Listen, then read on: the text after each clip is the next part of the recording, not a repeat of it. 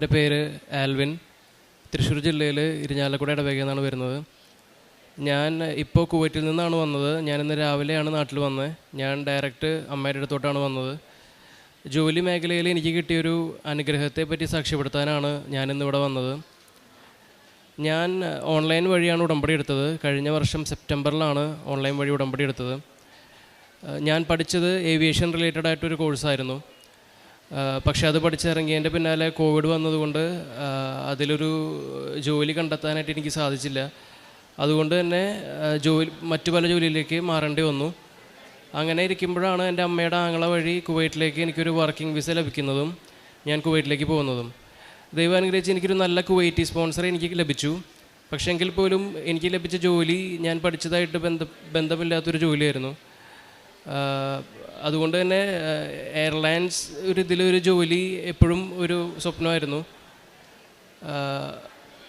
അങ്ങനെ ഇരിക്കെയാണ് ഞാൻ അവിടെ അറിഞ്ഞത് അവിടെ ഒരു പ്രൈവറ്റ് എയർലൈൻ ഇന്ത്യൻസിനെ ഹയർ ചെയ്യുന്നുണ്ടെന്ന്.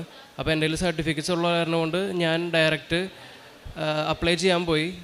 കുറച്ച് കോൺഫിഡൻ്റ് ആയിരുന്നു. പക്ഷെ അവിടെ എത്തിയപ്പോൾ അവർ ഇൻ്റർവ്യൂവിനുള്ള സ്ലോട്ട് പോലും തന്നില്ല. അവരൊന്ന് കൺസിഡർ പോലും ചെയ്തില്ല. അങ്ങനെ ആ ഹോപ്പ് പോയി ഞാൻ തിരിച്ചു വന്നു. പിന്നീടാണ് ഉടമ്പടീനെ പറ്റി കൂടുതൽ അറിയുന്നതും ഞാൻ ഓൺലൈൻ വഴി ഉടമ്പടി എടുക്കുന്നതും. അതുവഴി ഒരുപാട് ഈശോയിലേക്ക് അടുക്കാനായിട്ട് സാധിച്ചു. അവിടെ കൃപാസനം അഖണ്ഡ ജപമാല കൂട്ടായ്മയുണ്ട്. സാധിക്കുന്ന വെള്ളിയാഴ്ചകളിലെല്ലാം കൂട്ടായ്മയിൽ പങ്കുകൊണ്ട് ജപമാലയിൽ പങ്കുകൊണ്ടു. വിശുദ്ധ കുർബാനയിൽ സാധിക്കുന്ന ദിവസങ്ങളിലെല്ലാം പോകാൻ സാധിച്ചു. ബൈബിൾ വായിക്കാൻ സാധിച്ചു. അവിടെ ചാപ്പലിലിരിക്കുമ്പോൾ പ്രേക്ഷിത പ്രവർത്തനത്തിൻ്റെ ഭാഗമായിട്ട് അവിടെ മലയാളം കൃപാസനം പത്രം ആരെങ്കിലുമൊക്കെ കൊണ്ടുവച്ചിട്ടുണ്ടാവും, ഒരു കെട്ടുകെട്ടായിട്ടുണ്ടാവും. അപ്പോൾ അത് കാണുമ്പോൾ ഒരു സന്തോഷമാണ്. അതെടുത്ത് ഞങ്ങളുടെ റൂമിൻ്റെ അവിടെയും അല്ലാതെ പാരിഷ് ചർച്ചിലെല്ലാം കൊടുക്കുമായിരുന്നു. അങ്ങനെ ആദ്യത്തെ ഉടമ്പടി പുതുക്കി രണ്ടാമത്തേലോട്ട് കിടക്കുമ്പോഴാണ് ഞാൻ ആദ്യം അപ്ലൈ ചെയ്യാൻ പോയ കമ്പനി ഒരു ഓപ്പൺ ഇൻ്റർവ്യൂ അവിടെ അഡ്വർടൈസ് ചെയ്തായിരുന്നു. അപ്പം അതെടുക്കാമെന്ന് വെച്ച് ഞാൻ അങ്ങനെ അറ്റൻഡ് ചെയ്യാൻ പോയി. അത് ഓപ്പൺ ഇൻ്റർവ്യൂ ആയതുകൊണ്ട് 500-ലധികം ആൾക്കാർ അത് അറ്റൻഡ് ചെയ്യാൻ വന്നിരുന്നു. എങ്കിൽ പോലും എൻ്റെ കയ്യിൽ നേർച്ച വസ്തുക്കളുണ്ടായിരുന്നു. ഞാൻ ഉപ്പ് ഇട്ട് വിശ്വാസപ്രമാണം ചൊല്ലി പ്രാർത്ഥിച്ചു. ഇൻ്റർവ്യൂ അറ്റൻഡ് ചെയ്തു. വീട്ടിലോട്ട് പോയി. പിറ്റേ ദിവസം കോൾ വന്നു, സെലക്റ്റഡ് ആണ്, സെക്കൻഡ് റൗണ്ട് പിറ്റേ ദിവസം ഉണ്ടെന്ന് പറഞ്ഞു. അങ്ങനെ സെക്കൻഡ് റൗണ്ടിലോട്ട് പോയപ്പോൾ 500 പേരിൽ നിന്ന് 70 പേരുണ്ടായിരുന്നുള്ളൂ. അങ്ങനെ 70 പേരിൽ നിന്ന് ഇൻ്റർവ്യൂ അറ്റൻഡ് ചെയ്തു. അതും കഴിഞ്ഞ് വീട്ടിലോട്ട് പോയി. പിന്നെയും പിറ്റേ ദിവസം കോൾ വന്നു, ഫൈനൽ റൗണ്ടിലോട്ട് സെലക്റ്റഡ് ആണെന്ന് പറഞ്ഞു. ഇൻ്റർവ്യൂവിന് ഞാൻ കാര്യമായിട്ടൊന്നും പ്രിപ്പയർ ചെയ്യാൻ പറ്റുന്നുണ്ട്. ഞാൻ ശ്രമിക്കുന്നുണ്ടെങ്കിൽ പോലും എനിക്ക് പറ്റുന്നില്ലായിരുന്നു. അതായത് അവരെന്താണോ ചോദിക്കുന്നത് അതിനുള്ള കൃത്യം ഉത്തരം എങ്ങനെയോ എൻ്റെ വായിൽ വന്നിരുന്നു. അല്ലാതെ പ്രിപ്പയർ ചെയ്യാൻ നോക്കിയിട്ട് എനിക്ക് പറ്റുന്നില്ലായിരുന്നു. അങ്ങനെ തേർഡ് റൗണ്ട് കഴിഞ്ഞു. ഞാൻ വീട്ടിലോട്ട് പോയി. ഫൈനൽ കോൾ വന്നു, കൺഗ്രാജുലേഷൻ, നിങ്ങളെ ഈ കമ്പനിയിലെ ക്യാബിൻ ക്രൂ ആയിട്ട് സെലക്ട് ചെയ്തു എന്ന് പറഞ്ഞു. അത് ഞാൻ വിചാരിച്ചേക്കാൾ അപ്പുറമായിരുന്നു. ഞാൻ അത്രയും പ്രതീക്ഷിച്ചിരുന്നില്ല. ഈശോ ഞാൻ ചോദിച്ചേക്കാളും ഒരുപാട് നല്ല ജോലി തന്നെ എന്നെ അനുഗ്രഹിച്ചു. കുവൈറ്റിലായതുകൊണ്ട് തന്നെ ഒരു നിയമമുണ്ട്. നമ്മൾ ആദ്യമായിട്ടൊരു കമ്പനിയിൽ ജോയിൻ ചെയ്യണമെങ്കിൽ 3 വർഷം കഴിഞ്ഞതിന് ശേഷമേ അവിടെ നിന്ന് നമുക്ക് റിലീസ് കിട്ടുള്ളൂ. 3 വർഷം നമ്മളവിടെ വർക്ക് ചെയ്യണം, അല്ലെങ്കിൽ സെറ്റിൽമെൻറ്റ് അല്ലെങ്കിൽ വേറെ നിയമവശം നോക്കണം. ഇല്ലീഗലാണ് ട്രാൻസ്ഫർ ചെയ്യാനായിട്ട്. അല്ലെങ്കിൽ നമ്മൾ കൊണ്ടുപോയ സ്പോൺസർ സ്വയം നമ്മൾ റിലീസ് തരണം. അതവിടെ വളരെ റയറാണ്, അങ്ങനെ നടക്കാറില്ല. അപ്പം എനിക്ക് കിട്ടിയ കുവൈറ്റി വളരെ നല്ലൊരു മനുഷ്യനായതുകൊണ്ട് ഞാൻ പോയി പറഞ്ഞു എനിക്കിങ്ങനെ ഒരു ഓപ്പർച്യൂണിറ്റി ഉണ്ടെന്ന് പറഞ്ഞപ്പോൾ അദ്ദേഹം ഒരുപാട് സന്തോഷമായിരുന്നു. അദ്ദേഹം ഒരുപാട് ഹെൽപ്പ് ചെയ്തു. ഇപ്പോഴും അദ്ദേഹം എന്നെ ഹെൽപ്പ് ചെയ്യുന്നുണ്ട്. ഞങ്ങൾ കോൺടാക്റ്റ് ഉണ്ട്. ഞാൻ ചെന്നപ്പോൾ തൊട്ട് തന്നെ ഒരുപാട് കാര്യങ്ങൾ എന്നെ ടേക്ക് കെയർ ചെയ്തിട്ടുണ്ട്. ഇപ്പോഴും എനിക്ക് ഓഫ് ഡേയ്സ് ഒക്കെ കിട്ടുമ്പോൾ ഞാൻ പുള്ളിനെ ഹെൽപ്പ് ചെയ്യാൻ പുള്ളിയുടെ ഷോപ്പിലോട്ടൊക്കെ പോവും. അങ്ങനെ അദ്ദേഹം എനിക്ക് ഒരു റിലീസ് തന്നു. 1.5 വർഷം കഴിഞ്ഞപ്പോൾ എനിക്ക് റിലീസ് തന്നു. അങ്ങനെ എനിക്ക് പുതിയ കമ്പനിയിലോട്ട് ജോയിൻ ചെയ്യാൻ പറ്റി. അപ്പോൾ എനിക്ക് തന്ന എല്ലാ അനുഗ്രഹങ്ങൾക്കും ഈശോയ്ക്കും മാതാവിനും 1000 നന്ദി ഞാൻ പറയുന്നു. ഈ ഉടമ്പടി ജീവിതം എടുത്തതിൻ്റെ ഭാഗമായിട്ട് തന്നെ വിശ്വാസ ജീവിതവും പ്രാർത്ഥനയും മെച്ചപ്പെടുത്താൻ എനിക്ക് സാധിച്ചു. പള്ളിയിൽ പോകുന്നതിലായാലും വിശുദ്ധ കുർബാന സ്വീകരിക്കുന്നതിൻ്റെ കാര്യത്തിലായാലും ബൈബിൾ വായിക്കുന്നതിലായാലും അത് ഈ ഉടമ്പടി വഴി ലഭിച്ച ഒരു അനുഗ്രഹമാണ്. ഞാൻ കുറച്ച് ഉഴപ്പായിരുന്നു ഈ കാര്യങ്ങളിലെല്ലാം. അപ്പോൾ അതിനും ഈശോയ്ക്കും മാതാവിനും ഒരുപാട് നന്ദി പറയുന്നു. പത്രോസ്ലീഹായുടെ 1-ാം ലേഖനം 1:7 അഗ്നിശോധനയെ അതിജീവിക്കുന്ന നശ്വരമായ സ്വർണത്തേക്കാൾ വിലയേറിയതാണ് പരീക്ഷകളെ അതിജീവിക്കുന്ന നിങ്ങളുടെ വിശ്വാസം. ആൽവിൻ എന്ന ഈ മകൻ ഇവിടെ തൻ്റെ ജോലിയെക്കുറിച്ചാണ് പറയുക.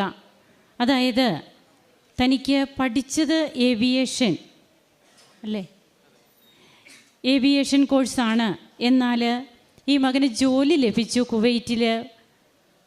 പക്ഷേ താൻ തൻ്റെ ആ ഒരു മേഖലയിലല്ല ജോലി ലഭിച്ചത്. അപ്പോൾ അതുകൊണ്ട് മാനസികമായിട്ടുള്ള ഒരു അത് പൊരുത്തപ്പെട്ടു പോകുന്നതിനുള്ള ബുദ്ധിമുട്ടുകളും ഒക്കെ ആയിട്ട് മുമ്പോട്ട് പോകുമ്പോൾ ഓൺലൈൻ ഉടമ്പടി എടുക്കുകയും ആ ഓൺലൈൻ ഉടമ്പടിയുടെ സാക്ഷ്യമാണ് നമ്മോടിപ്പോൾ പങ്കുവയ്ക്കുക. അങ്ങനെ ഇന്ന് ആൽവിൻ കുവൈറ്റിൽ നിന്ന് വന്നതേ ഉള്ളൂ. ഇന്ന് രാവിലെയാണ് വന്നത്. ഞാനാകെ 2 ദിവസത്തിനാണ് വന്നത്. നാളെ തിരിച്ചു പോകും. വന്നതിൻ്റെ മെയിൻ ഒരു ഉദ്ദേശം സാക്ഷ്യം പറയാനായിരുന്നു. അപ്പോൾ അങ്ങനെ ഇന്ന് ഇവിടെ വന്ന് സാക്ഷ്യം പറയുന്നതിന് വേണ്ടിയിട്ട് വരുമ്പോൾ തനിക്ക് ലഭിച്ച ജോലി വീണ്ടും അതിൽ 500 പേരുണ്ടായിരുന്നു. ആ 500 പേരിൽ താൻ 70 പേരെ തിരഞ്ഞെടുത്തതിൽ ഒരാളായി. വീണ്ടും 70 പേരിൽ 20 പേരെ തിരഞ്ഞെടുത്തു. അതിൽ വീണ്ടും ഒരാളായി ഈ മകൻ എണ്ണപ്പെടുകയാണ്. അപ്പോൾ ഇതൊക്കെ ഉടമ്പടിയുടേതായ ഫലങ്ങൾ മാത്രമാണ്. അതുകൊണ്ടാണ് നമുക്ക് നഷ്ടപ്പെട്ട നഷ്ടങ്ങളെ ക്രിസ്തുവിൻ്റെ അക്കൗണ്ടിലേക്ക് കൊടുക്കുക എന്ന് ബഹുമാനപ്പെട്ട പി ജോസഫ് അച്ഛൻ പറയാറുണ്ട്.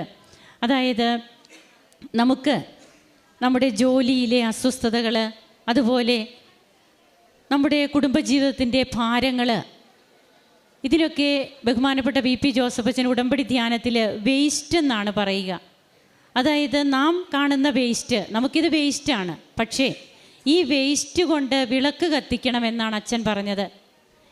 അതാണ് പിന്നീട് തൻ്റെ ജോലി മേഖലയിൽ തനിക്ക് നഷ്ടമായിരുന്നതൊക്കെ ഈ മകൻ ഉടമ്പടിയെടുത്ത് ആ ഉടമ്പടിയിലൂടെ കർത്താവിൻ്റെ അക്കൗണ്ടിലേക്ക് കൊടുക്കുമ്പോൾ അത് പിന്നീട് കൃപയായിട്ട് എങ്ങനെയാണ് ജീവിതത്തിൽ മാറുന്നത്. അതുകൊണ്ടാണ് അഗ്നിശോധനയെ അതിജീവിക്കുന്ന നശ്വരമായ സ്വർണത്തേക്കാൾ വിലയേറിയതാണ് പരീക്ഷകളെ അതിജീവിക്കുന്ന നമ്മുടെ വിശ്വാസം എന്ന തിരുവചനവും അരുളി ചെയ്യുക.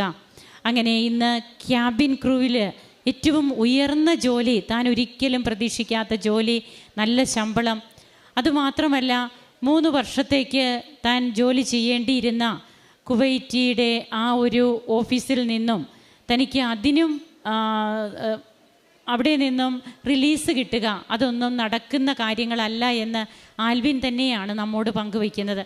അപ്പോൾ ഇതൊക്കെ പറയുമ്പോൾ ഇവിടെ വന്ന ഈ യുവാവ് ഇത് വെളിപ്പെടുത്തണമെങ്കിൽ തീർച്ചയായും ഈ മകന് ബോധ്യം കിട്ടിയത് കൊണ്ട് തന്നെയാണ്.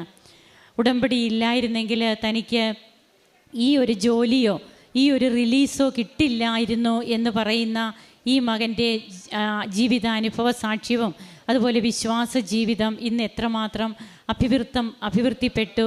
താൻ ഇന്ന് കർത്താവിൻ്റെ ഒരു മകനായിട്ട് ജീവിക്കുവാനായിട്ട് എത്രമാത്രം താല്പര്യപ്പെടുന്നു. ഇതൊക്കെ ആൽവിൻ തന്നെയാണ് നമ്മോട് പങ്കുവയ്ക്കുക. നമുക്ക് എല്ലാ യുവജനങ്ങളെയും നമുക്ക് നന്ദിയോടെ ഓർക്കാം. കൃപാസനത്തിലൂടെ യുവജനങ്ങൾ കർത്താവിലേക്ക് അടുക്കുന്നത് ദൈവം ഇഷ്ടപ്പെടുന്ന കാര്യം തന്നെയാണ്. അമ്മ തീർച്ചയായും അമ്മയും സ്വർഗവും ഈശോയും സന്തോഷിക്കുന്ന അനുഭവങ്ങൾ തന്നെയാണത്. കരങ്ങളടിച്ച് നമുക്ക് ഈശോയ്ക്കും അമ്മയ്ക്കും നന്ദി പറയാം. യേശുവേ നന്ദി, യേശുവേ സ്തുതി, യേശുവേ ആരാധന. അത്യപൂർവ ദൈവാനുഭവങ്ങൾ ഇനി നിങ്ങൾക്കും സ്വന്തം. ഈ യൂട്യൂബ് ചാനൽ ഇതുവരെ സബ്സ്ക്രൈബ് ചെയ്തിട്ടില്ലെങ്കിൽ ഇപ്പോൾ തന്നെ സബ്സ്ക്രൈബ് ചെയ്യുക. ഈ വീഡിയോ ഇപ്പോൾ തന്നെ നിങ്ങളുടെ സുഹൃത്തുക്കൾക്ക് ഷെയർ ചെയ്തുകൊണ്ട് കർത്താവിൻ്റെ പ്രേക്ഷിതരാകുക.